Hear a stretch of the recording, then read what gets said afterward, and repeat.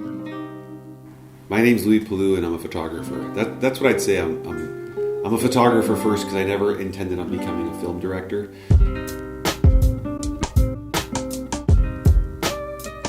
But then, when you work in independent film, you end up becoming, like I did, a director. I'm a co-director with Devin Gallagher.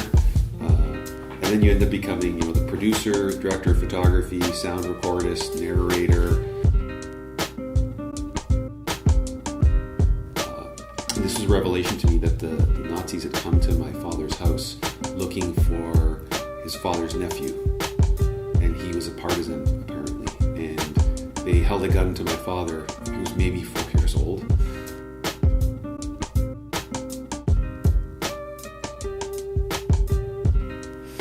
I saw a wounded Afghan police officer who had pet birds. And they would sit on, there's a photograph of it, they would sit on his shoulder and his finger, and he had like a cast from being shot in the arm, and he was talking to them and they were talking back to him. It was just a beautiful scene.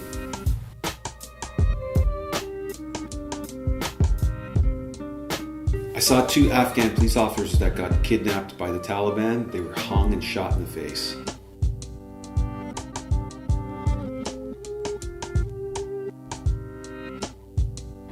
I think photographs are important. I think that they do help us create a window to history, but I think what they are invitations for us to put the effort in to learn more about these critical issues that affect our society and our communities. The film will be screened on November 7th at the National Gallery of Art in Washington, D.C. And that's open to the public? That's free and open to the public, and we made sure our first few screenings were free. Hello and welcome everyone to the Pilo Waves podcast. My name is Alex Vidalis. The Pilo Waves podcast, for those of you that need a reminder, or maybe this is your first time, the Pilo Waves podcast is an interview show with artists and musicians, creative minds, creative entrepreneurs, business owners, all types really. Mostly from the DMV, not exclusively, but mostly. We ask these people to come on our show and tell stories of artistry, technology, community, and commerce. Why do we do that? Well, when these wonderful, creative people come on our show and tell these personal stories, you listening, you're further embedded with their success. And your success is further embedded with them. This we do believe.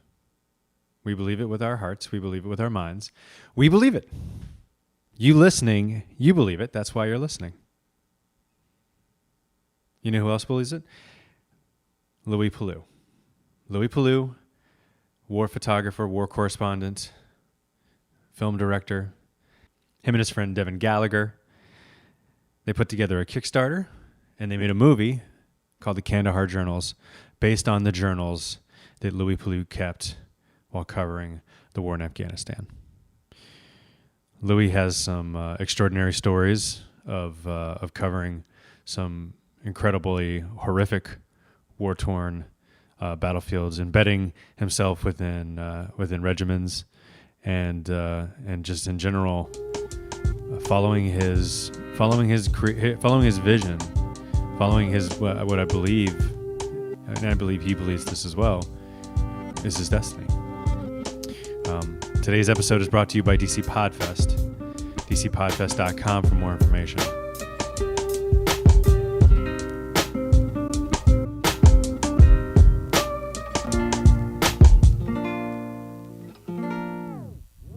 Do you remember, what was the moment of fascination for you? Do you remember where your brain started to tingle and you were like, yes, it's going to be photography? It always seems to involve a woman in my life somehow. And when I was 16, I was at summer school. I'd failed a class, actually. See, I always say there's success always exists in failure. I'd failed a class and I was in summer school, and there was a girl there taking a photography course. Not because she failed anything, but because she wanted to take a summer class. And so I became friends with her and got very interested in what she was doing, and she bought me a book by a British photojournalist named Don McCullen, who had covered many wars. He's probably best known for some of his coverage of the Vietnam War and several other conflicts. And so I saw that and I thought, I had no idea that I had this real fascination with war. And I was never worried that it was any sort of strange or unhealthy fascination. But while I made the film, I really came to the realization of why I had this fascination. Because, growing up as the child of Italian immigrants who were born before the Second World War, the entire street I grew up in Toronto, Canada, was the same Italian immigrants, all from the same area, who had experienced fighting between the Nazis and a lot of partisans, and then the Allies came through there and liberated their area. But aerial bombardment. My mother lived in a small valley where the partisans operated a lot, and the Germans came through. But I think the story that really struck me and over time made me understand trauma was, it's hard to get these stories out of your parents. You think they'd want to tell you everything, but they don't. I think in some ways they feel like they're protecting you, or I think they're still afraid. They're still traumatized, so they don't want to talk about it.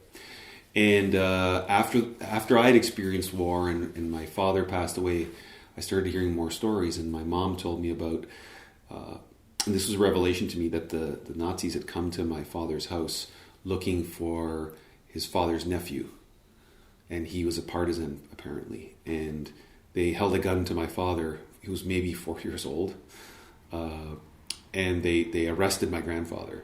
And I can't imagine having that happen to you, how traumatizing that is. And I think that and there were many more stories like that traumatized my father, and I just wonder, how they functioned normally after that. And I think it became about storytelling at the table, and this sort of talks about the need to talk about your traumas. Don't hold them inside. And so at the kitchen table every night, I heard stories about the Second World War, and I heard all sorts of stories.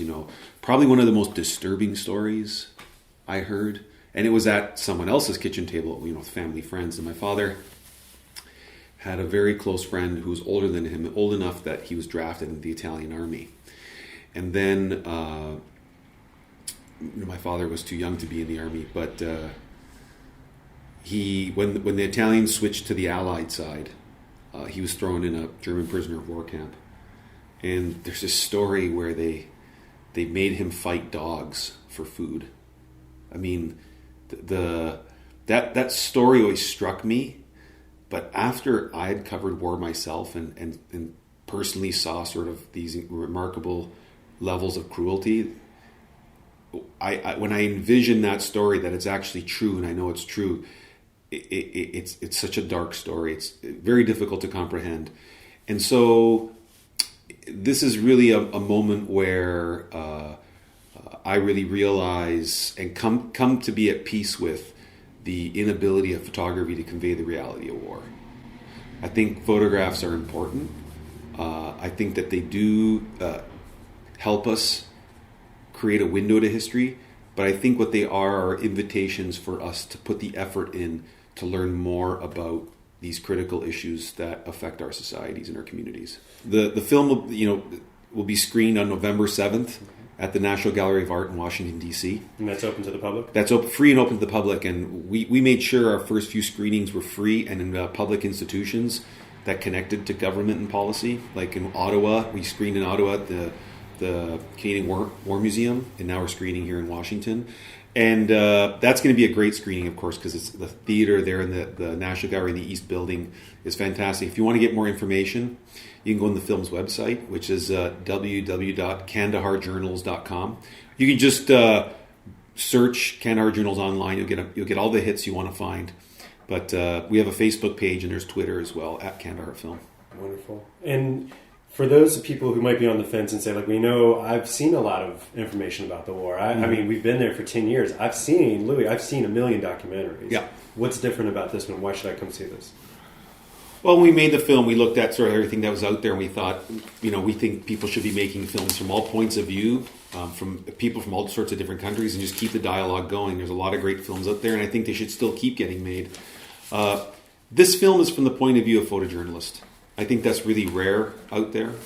Not only is it rare, the point of view of photojournalist, but this film explores the psychological space of someone who is experiencing a war. And it's based on my personal journals. I mean, just as an aside, who doesn't want to read someone's diary? So basically, we took my personal journals. The film isn't about me, but the film follows my experience and my journey, and we pivot back and forth from here to here in Washington D.C. and my home in Toronto, back to the war and back to the war and back home and back to the war. And what we did that for is to try and connect people at the home to this foreign place. And sort of the way I film the war is their window to the war through my experience. So it's not really about me. So I think, there are a lot of films told through the point of view of soldiers, very important films. There are a lot of historical narrative films. There are a lot of films that profile single individuals, lots of sort of different Afghans struggling to rebuild their lives or their country. But we think a film like this, it's very, very unique point of view. Mm-hmm. And we just think artfully, the way we edited it, we took a really sort of avant-garde approach, which isn't a stretch for documentary film. Like, when you hear a voice narrating in the background with visuals, you don't walk around looking at the world with a voice talking in your head. It's true, man. The way film happens, you're not walking around. I'm not floating above your head talking to you while you're walking down the street. Yeah. So. I mean, they say, show it, don't say it, right? Yeah. Or show, don't tell. Show, don't tell. Show, don't tell. No, the only reason I know that is because one of our mentors, we had some advisors in the film, Jennifer Batechwal, a really well-known documentary filmmaker. She would say that to me all the time. Louie, show, don't tell. Louie, show, don't tell. So I'm going to ask you a couple questions, and I just want you to say what comes off the top of your head. It's not, it's not rapid fire, but don't think too long and hard about it. Totally. If I said, what was one of the most kind gestures you've seen in your coverage since you've been doing this for 10 years? What was one of the most kind gestures? What, in Afghanistan? In Afghanistan. One of the most kind gestures. I saw a wounded Afghan police officer. He had pet birds. And they would sit on, there's a photograph of it, they would sit on his shoulder and his finger, and he had like a cast from being shot in the arm, and he was talking to them, and they were talking back to him. It was just a beautiful scene. As much as you're comfortable talking about, what about one of the most cruel things you've seen? Cruel. It's kind of a competition, sadly. There's just so many. I saw 2 Afghan police officers that got kidnapped by the Taliban. They were hung and shot in the face. I didn't see the hanging, thank God, but I saw the aftermath of it, and it's quite horrible when we think of our own history and that we used to lynch people in America. Like you said, it's such a personal story. You see yourself in those things. One of those truthful moments in this interview was I threw in that line there right at the end. You heard me say, it tells you something about yourself. It was like the best I could come up with after hearing about how people got their faces shot off. Louie covers these things because someone has to, and he sees the need for it, and he's fascinated by it. And I think that there's if I were to play armchair psychologist, it probably tears them up inside a little bit. But it's good that we have people like him who can spend their creative energy reminding us that these things exist in the world. It's important. And the consistency and the repetition around those things that Louie talked about are important, to be relied upon for this. And to come through with it, or to come through time and time again, that's to be heralded. Thank you, Louie Palu. And thank you for listening. I need to be more consistent about producing this show. And I know you want answers about what's going on with the Pilot Waves podcast. Keep listening. Keep listening. More of this interview.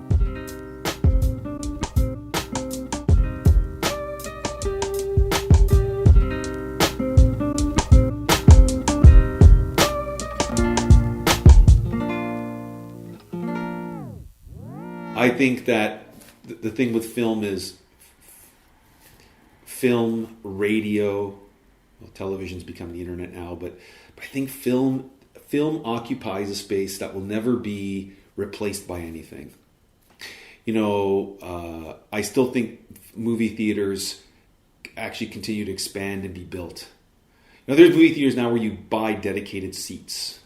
And I think the idea that you go put yourself in a dark room, turn off the world, and engage in either entertainment, because you need an escape, or you engage in a connection to something where nothing else is going to bother you during that connection, and it's an idea or an issue that you want to focus on, think about for that one, or be taught about, or hear about, or feel, And I think that film is and that's what makes filmmaking so hard, and being a director and a filmmaker, something that's so revered in our world, is the ability to make this thing where anyone in the world, whether you're a janitor, construction worker, or a receptionist to the president of the United States of America, or a famous poet, everybody will sit down and watch a movie. Right. Everybody. Sure. Yeah. And I think that what it is it's something that makes us all the same when we're doing it. And I think that that's the beauty of what film is that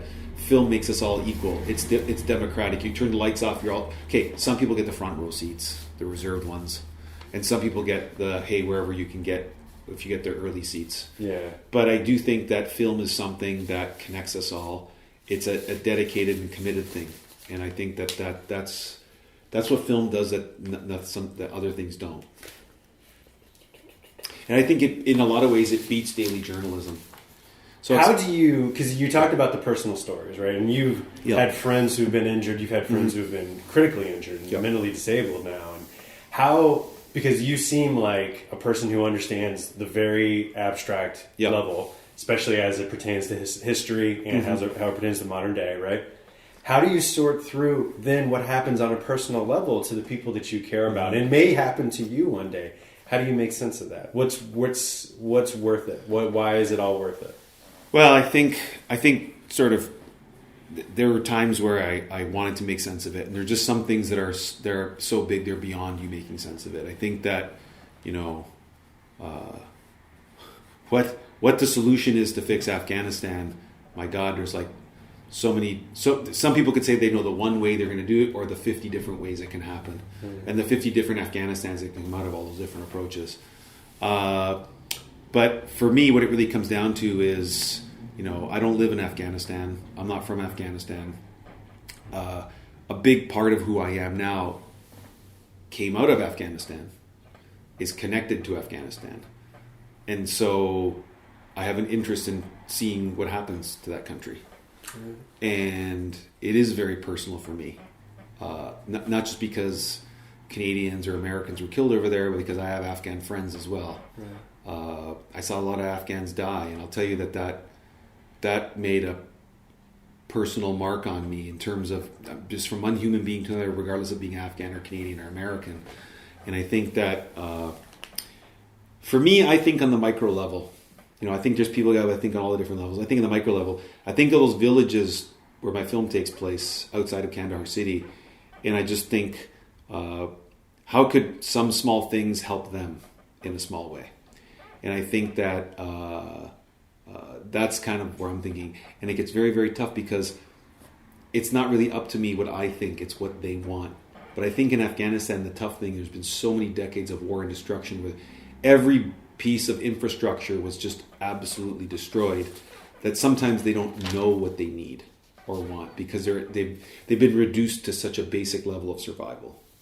So what it really is about sort of trying things and doing your best, because a lot of sort of this ancient culture that, look, Afghanistan is way older than the United States, and everybody thinks Afghanistan is this group of warring tribes, and they have no structure. They have a lot of structure. A really smart colleague of mine, Peter Bergen, said that they have always been a very powerful nation, but a weak state. Mm-hmm. And that when he said that, it really resonated with me because it's absolutely true.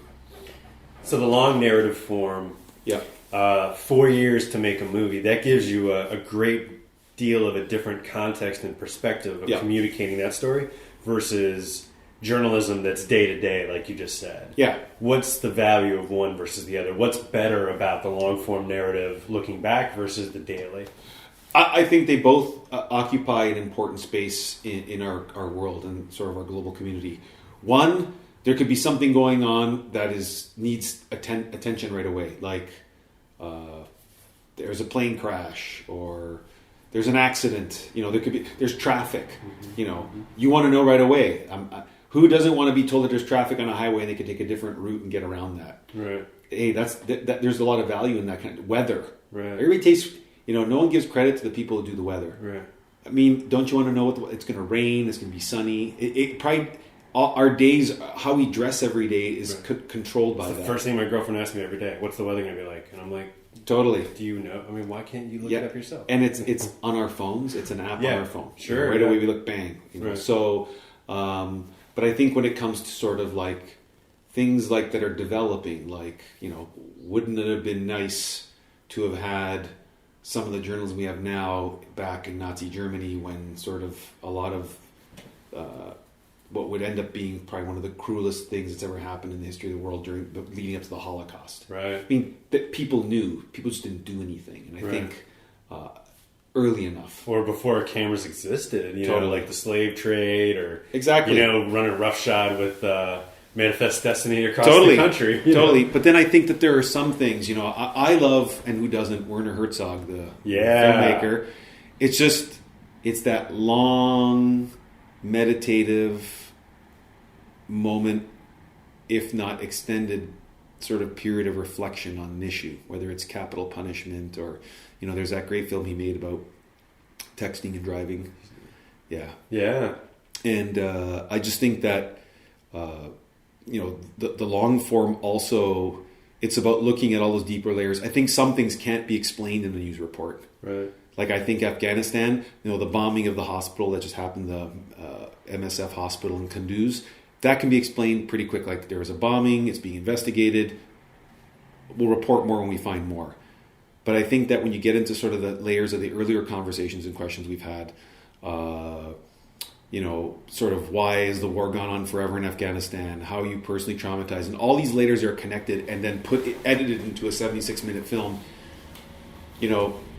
When you see the film, you'll see it's like there's just all these things you want to talk about when you're there, and the only way they're gonna, I had to leave a lot out. There are a lot of amazing. Sometimes we had to call people up who've been connected to personal tragedies, and it just did not fit into the film.